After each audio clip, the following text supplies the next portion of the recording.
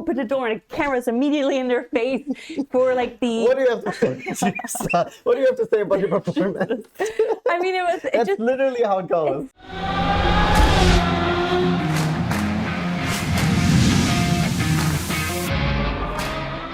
Welcome back, everybody, to the Daily Racing Show here at RacePlazaMedia. And today, we'll talk about everything that we watched this past weekend. Yes. Let's get into it. First off, we're going to make another video about this, but we actually attended the AMA Supercross Anaheim 2 event this past, or Saturday. Yeah. It was so much fun, yes. But there's so much to talk about, so we're going to talk about that on the video coming out on Tuesday. So tomorrow? Exactly, so stay tuned for that. We'll add some pictures and videos and things that we experienced during that whole thing. Highly recommend it. 10 out of 10. So stay tuned for that video. Yes, but I think this would blow out the proportion of this video. Oh yeah, it would be way too long. Too much time. So today we'll just talk about all the things that we've watched. And yeah, let's get right into it. Perfect. The first thing actually we're going to talk about is the thing that we couldn't watch, which is the 24-hour series powered by Hankook, the 24-hour endurance race in Dubai. It is unfortunately currently still not available for re-watching. I checked also, because we talked about this last week, the Abu Dhabi race is also not available to be re-watched yet. However, if you have the chance to watch a 24-hour series, always try to watch it live, because you can watch it for free on YouTube. But I guess it seems like there's a delay in watching the replay. Yes. However, there we had the Audi East Talent Racing team win the overall event, and they completed a total of 603 laps. Which is incredible. But when we talk about the other 24-hour series, they did like over 100 laps more, which that is also incredible, but it's also a much faster track. Yes, so the 24-hour series happened, and so congratulations to the East Talent Racing team and to Audi for winning it in their Audi R8 LMS GT3 Evo 2. Good job. And I memorized that. Don't worry about it, okay? So yes, unfortunately, we didn't get around to watching it. If you got around to watching it, let us know in the comments below what you thought about the race. We did watch some of the Rolex 24 that also happened this weekend. As you know, there were two major endurance races happening, the one in Dubai and then the one in Daytona. So we got to watch some of the one in Daytona. We got up this morning and we saw the last like 40-ish minutes were still on. And then we did watch an extended highlight video that's already available on YouTube to give us some information about what went down. And it looked like a lot went down. It looked like a lot went down. Yes. And I also thought it was really cool that, especially through the highlights, if you watch the extended highlights, we'll drop it down in the description box down below. But like, it stayed competitive. Yes. Like if you look at the times, like at like 10, 6 hours, and even all the way to the end, it stayed really competitive in, I think, all series. There was like fighting for like first place. I think in the GTP. That's the prototype, the fastest one? The GTD category. There you go. Between first and second was like 30 seconds in between. And then the GTP was won by Porsche Penske, which is a huge win for them, because they hadn't won at Daytona since 1969, which is a long time. So it's a big, they did have, I mean, it was quite a back and forth. And then Nassar, the Brazilian driver for Porsche Penske, brought it home. Congratulations to the team. I mean, what a feat. Driving 24 hours. It's incredible. Highly recommend checking out the highlights. I also thought, which I mentioned when we were watching it, it's a lot more colorful than Le Mans. They have all those lights, like the different teams or the different vehicles had LED lights on them matching, I feel like, the vehicle or the vehicle colors, which I thought was really fun to see. Controversial take, actually, considering that the Ferrari had a blue light. But it was really cool. And I also thought the track was really fun to see. I mean, just because it is the NASCAR track, so they have these long straights or like long, like curve. Corners, yeah. Part of the oval. Yeah. Exactly. And they're just so long and wide. So like 3 cars can easily go next to each other. So there was a lot of passing, and also just the high speeds that they can really like step on it and go full out for a long time. Yeah, flat out, yeah. And you can also just see the speed difference between the different categories. Like the GTP was just like passing the GTDs, and it's not like they're driving slow. No, they're going incredibly fast. And it's just like the other car is just already so much faster. Yes. And it was really, really fun to watch. I am looking forward to actually watching a full endurance race sooner than later. Definitely we'll be watching, so put it on your calendar, we'll be watching the actual Le Mans race live. Our plan is to stream it, so if you want to watch it with us, put it on your calendar. I'm super excited to see it, and this just kind of reaffirmed how exciting endurance races. Yes, it's 24 hours, but it's still just 24 hours of intensity. Yeah, and I think Le Mans is not until June. And I will say, I had actually planned to watch the 24-hour series powered by Hankook this year live. Because I took off the weekend, so of the original date. So I had an extended weekend. I was like, okay, I'll take off Friday, Saturday, Sunday, and whatever.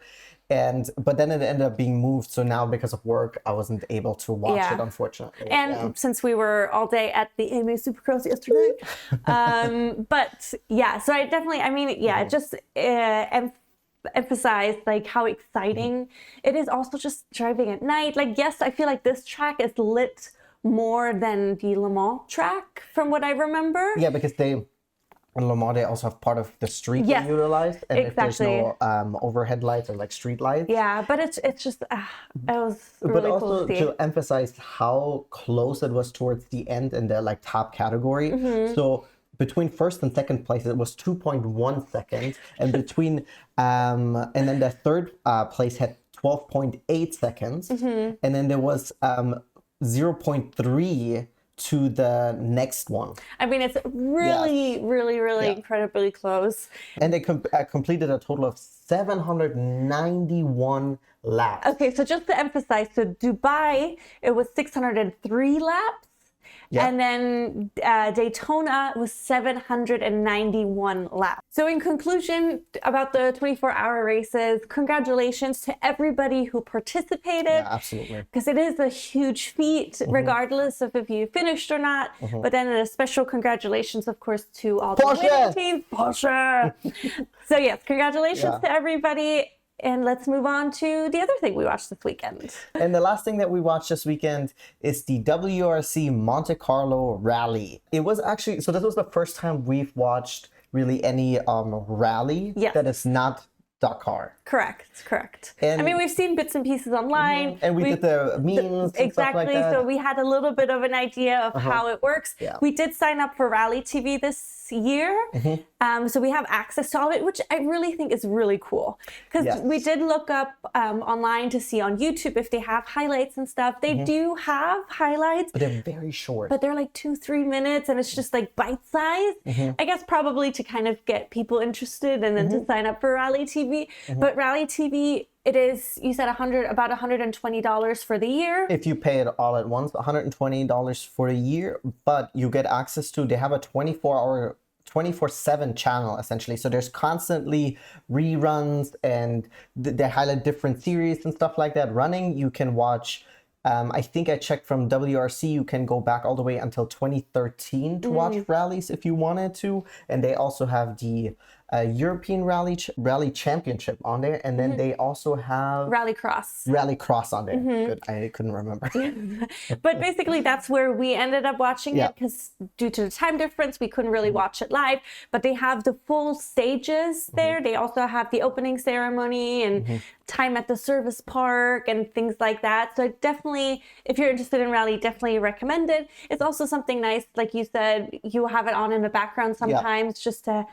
Because it's almost relaxing. It is I think racing in general is very relaxing to watch. Although it is also exciting. It is exciting, but it's like something you can put on and then just watch. Yes. Right? You don't really need a lot of mental strength to understand what's going on. So it's not like the Ferrari movie where you have to like really pay attention, you know? You just put it on and then you'll understand right away who goes fast or not. You know? Yeah, exactly. But it was, That's racing. Who goes fast? They go team and they go fast. So we did watch the little highlights from the first couple of stages, and then we watched the entire power stage. Correct. Which is the last stage on Sunday, of course, which was just a little bit over an hour long. Yeah. Which was perfect. I feel like it was great. The stage itself was 14.8 kilometers, which I thought was really short, especially, well, because we came from Dakar, which is 500 plus kilometers per stage. You go now to 14 or almost 15 kilometers per stage. Granted, they have different stages that they do in a day, so it's not just that.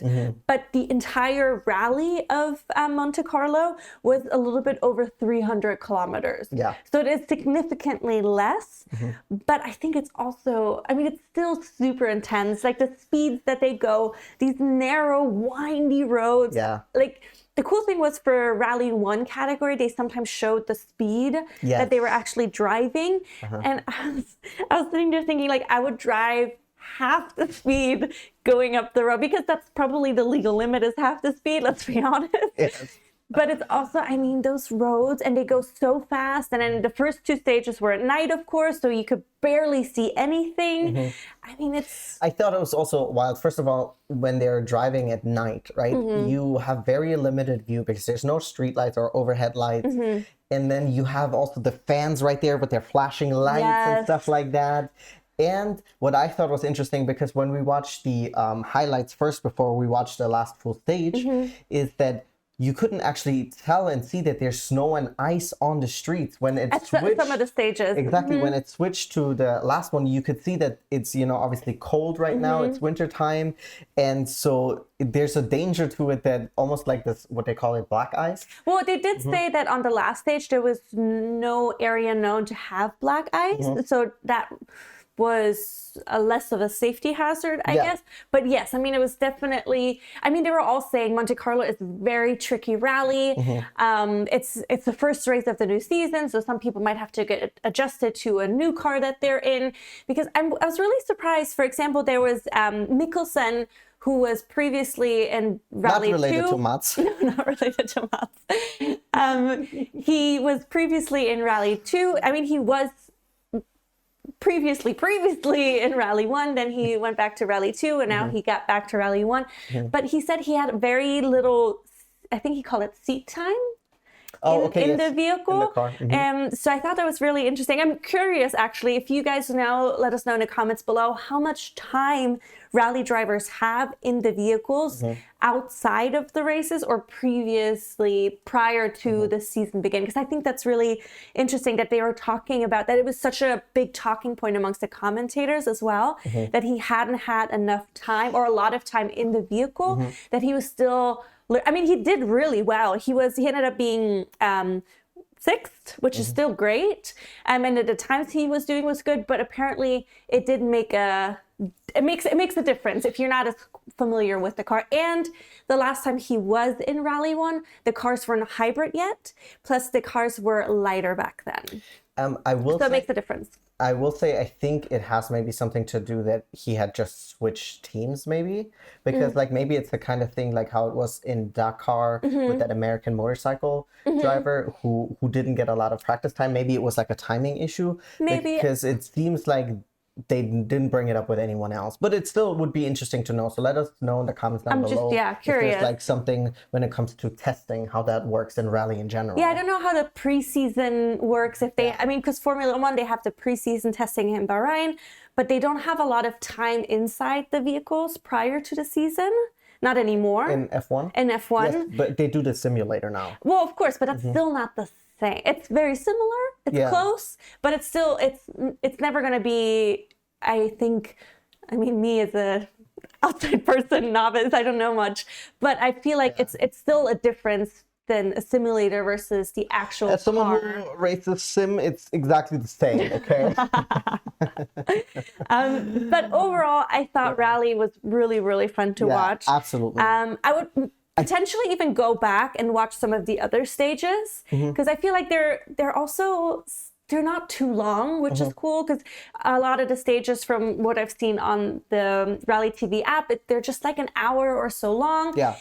You get to see a lot of different drivers drive. You see, of course, the times, and I get excited with them just to see how well they do. This, for the power stage that we saw, there was nobody spun out or anything, but they did talk about in one of the previous stages, there was a corner where several of the drivers had spun out, and then there were the locals, the heroes that helped them push the car back onto the road, which I think is just such a quintessential rally thing that I'm coming to learn about, which I think is really cool. We saw that in the meme, the rally memes that we did. We had talked about it. I wasn't at that point. I wasn't familiar that was just like an expected thing. Like if a car, like all the fans, and you can see in the rally replay that we watched is that the drivers are literally like waving the fans, come, and they did. Yeah. And that helps significantly instead of trying to get out of the car yourself, because there's no way two people will be able to push that car. And also it takes a minute to get out of the car. So I think that's really, it's just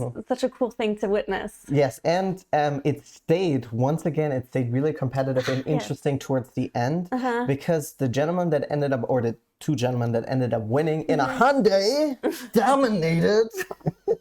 In case you don't know, somebody drives a Hyundai. Yeah, and I'm just saying, if the Hyundai wins, the Hyundai wins, Actually, he was not. He was the surprised winner, right? Well, he was in contention. No, sorry, it wasn't the two. So we had the two. They showed Rally 2 vehicles racing, and then they also showed the Rally 1 vehicles racing. Rally 2 was not an upset by any means, but originally it was surprising. It was the surprise because Pepe Lopez, the Spanish driver, and his co-driver, also from Spain, they were leading. Correct. And then they were the expected winner. People thought that they were going to take it home. Well, yeah, because he was leading by a couple seconds, I believe. And then the French driver, Johan Rossel, he ended up winning because he did just really, really well on the final stage. And he won. Yeah, he won. He brought it home, and it was that was already really exciting. Yes. Because that happened I don't know, towards the beginning or the middle of it. I would say halfway through, because we saw the first couple of Rally 2 cars, and you kind of get just excited. Because they, in the power stage, as mentioned in the video that I made about it, the first people who start are the ones that have the least points at that moment in the overall rally. So then the leaders from each category are the ones that come in last. So that will I feel like that creates excitement, because you know how fast they have to be to still keep their win. It's kind of like in skiing. When they do skiing and stuff like that, the leader always starts at the end. Yes, exactly. So that's the same thing principle for the power stage, which I think is really cool. But then also there was this big, it was the question in Rally 1 whether or not Sébastien Ogier will win his 10th overall Monte Carlo Rally Championship. Which in the past it has been a lot of Sebastians. It's been either Sebastian, how do you say it? Ogier, and then Sebastian Loeb, which if you guys watched the Dakar Rally, and in general, WRC has won 8 times. So he's won it a bunch of times, and the other Sebastian won it, and this time the other one was no more Sebastian. So this time it was Neuville who ended up winning from Belgium. He's one of the 3 top drivers who are anticipated to win the season overall. It's either Neuville, Evans, or Tanak. Tanak from Estonia. So those are the 3 main contenders for the season. But Neuville ended up winning the Monte Carlo Rally, which was huge. Any win is huge, but yes. And that was also very interesting to find out that the guy who won last 2 years, this year he's only doing half season. But he will be back in the next rally race, which is going to be in Sweden, which is going to be very different from this one. In the snow, in ice, snow, much harsher and probably much more difficult conditions to be driving in. Well, it would be very different conditions because they were saying like this one was more tarmac, asphalt. Like, yes, it had some snow and ice, but like driving on asphalt is different than, of course, driving on snow and ice. So yes, this weekend was already really exciting, and we're very excited to watch the next one in Sweden, which is happening on February 15th through 18th. Yeah. So we have a little bit of time. I think it's about 2.5 weeks. About so two and a half weeks. So it's time for you to catch up on this week's Monte Carlo rally if you haven't watched everything yet. I think I might watch some of the other stages, like I mentioned, because I think it was really interesting and I want to see some more of it. One thing I also thought was interesting was just how immediately when they get through the finish line, the camera, like the camera people, they open, it seems like, I don't know if they actually do, but it seems like they open the door and the camera's immediately in their face for like the... What do you have to say? What do you have to say about your performance? I mean, That's just literally how it goes. It seems like, I mean, they were all ready for it because I'm sure it's like a normal all the time thing. like that. When I've had it on in the past, it's always been like that. But I just think it's wild that they cannot, like, a lot of them couldn't even take off their helmet because they take off the helmet and they put on whatever hat they have to put on. But it's like they hadn't even gotten to that part yet. And I'm sure with the helmet on, you can probably not hear them as well. I'm sure they ask the same questions all the time, but still, I was like, bro, just give them a second to like take off the helmet and then you can ask your two questions. The only reason why I think it happened so fast because it is stacked quite tight. No, of course, like I get that. Yes, but I mean, I'm not excusing it. It is quite different to any other racing I've seen so far. Like in Formula One, usually get out the car, they celebrate with the team, and then eventually they have their post-race interviews. They have their post-race interviews and stuff like that. But there, it's literally door open and mic in your face. Let's go. Yeah, I mean, I just thought like give them 2 more seconds to take off the helmet, bro. But I mean, it's fine. I mean, it's still nice to see because then you get like the actual honest reaction because they're like, there was one, I forgot who it was, but he was like, yeah, I don't have the words quite yet. I have to. Was it not Thierry? Maybe it was. Because he wasn't the last one to go, right? No, he was the last one to go. Sorry, then it's the other guy. It's Yoder? Oh, Johan. I keep calling him Yoda, sorry.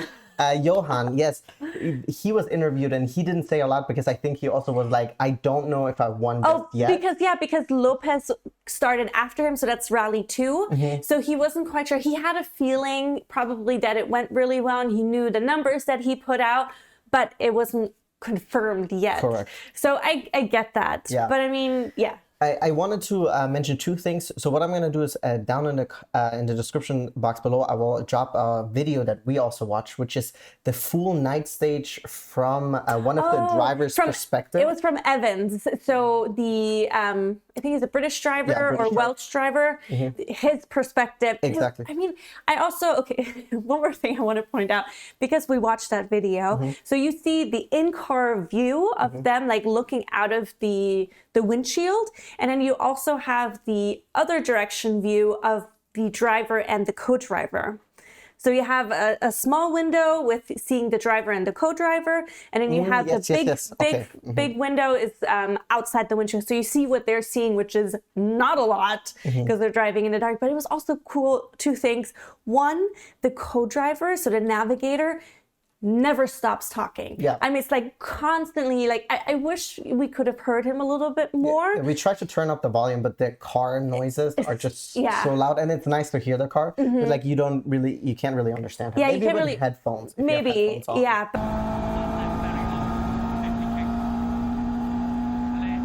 But so it was really interesting to see that he's constantly blurting out information like bam, bam, bam, bam, bam, bam, which is also quite intense. So like even the stage was like 10 minutes approximately, depending on the car and stuff, long. It's like non-stop 10 minutes. And the driver, I feel like, doesn't blink.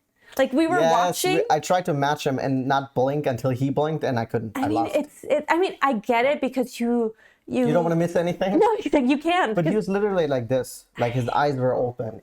Wild. Very intense. And the other thing I did wanted to mention is also that the WRC has actually, they emailed all the subscribers, but they updated all of their apps. And now there's also an app available for like if you have a smart TV. So it makes it very easy to watch because unfortunately the app on the phone you can't project. Yes. But the app on the TV actually works really, really well. Yeah, that's how we watched it today. That's how we watched it today. So if you've watched in the past and you had issues, we didn't have any issues. I haven't had any issues watching it on the phone, on the web browser, or on the TV. So if you have thought about checking it out, I do recommend it because it has a lot of content. Yes. And it seems they've really overhauled everything. Yeah, that's why I think one of the reasons you're probably saying it is because the app has a really poor rating on the Play Store.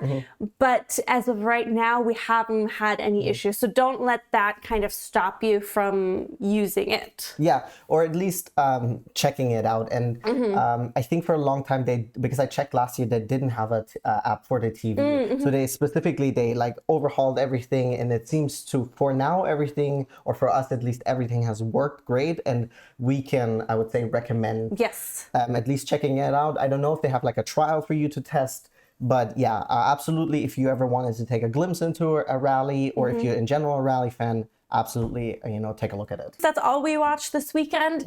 As mentioned previously, we'll be posting a full video on our AMA Supercross experience. So definitely check that out as well. Let us know in the comments below. What did you watch this weekend?